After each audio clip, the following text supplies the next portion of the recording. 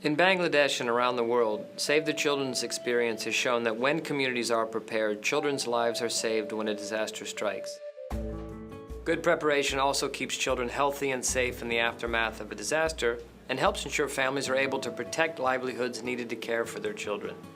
With support of USAID, we have been implementing the Jabona Jabika, or Life and Livelihoods program in Barisal division since 2004. The United States government, through USAID, helps people prepare for natural disasters. For Cyclone Sitter alone, the United States government has committed $110 million to help 3 million people regain their livelihoods. Jabona Jabika has been able to reach out to remote areas which are most at risk, protecting children and their families by working with entire communities to prepare for disasters. Situated on a delta landmass at the mouth of the Bay of Bengal, the region is one of the most disaster-prone areas of the world.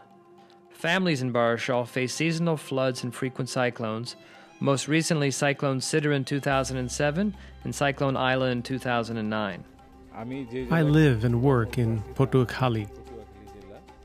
This is an area where floods and cyclones frequently occur. During times of natural disasters, it is the women and children who are most vulnerable. Thankfully, Save the Children is standing with us during these times. The government is already stretched.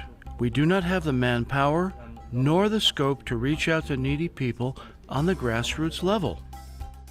Before the disaster strikes, the general populace needs to be alerted. Those who are volunteers need to be trained.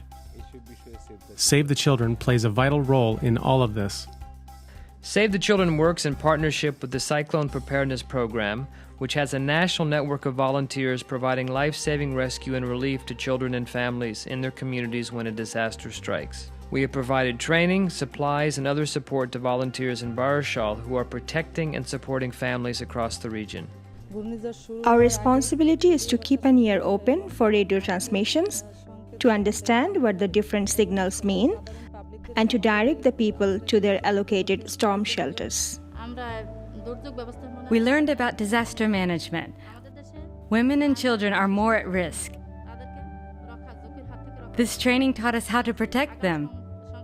We also learned about storm signals and how to protect our things and when to take shelter. We also involve entire communities, including children and young people, in preparedness through mapping, simulations, school-based preparedness programs, and other activities. Twice a year, cyclone simulations held in the most vulnerable communities offer participants a realistic look at why people die during cyclones and give them a chance to practice simple actions that ultimately save lives. I did take part in a cyclone simulation. I learned many valuable things on how to act during a disaster.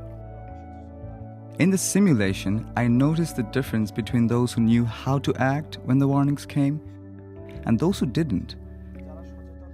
Those who took the danger seriously survived, but those who did not perished. We showed boat and trawler owners the importance of maintaining proper procedures and safety guidelines. We do this because we observe that their boats are often not up to minimal safety standards before heading out to sea. Once trained, we became aware of the importance of preparing the trawler for sea. We learned the importance of our boats being fully equipped with life jackets, life buoys, radios, flashlights, adequate diesel fuel, tools, and spare equipment. Once we complete the checklist, we're on our way. I'm convinced that this training helps them immensely. We know that during Cyclone Cedar, many trawlers sank and many lives were lost. Since participating in our training and awareness initiatives, none of our trainees have been involved in mishaps resulting in boats sinking or loss of life. Save the Children is also repairing cyclone shelters and killas, many of which are currently unusable. This is very helpful since we have frequent natural disasters due to climate change.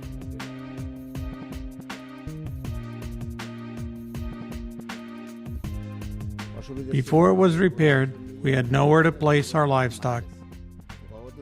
We can now bring in livestock and other supplies during the storm, and they're safe.